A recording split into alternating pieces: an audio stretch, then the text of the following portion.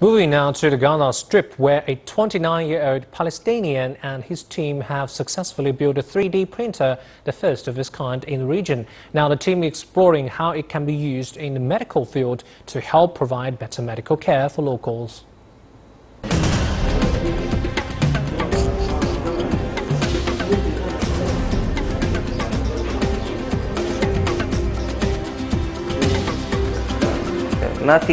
Before, there was no one in the Gaza Strip who had experience in the field of 3D printing, and we could not find spare parts needed to build the printer, so we had to find substitutes for these spare parts.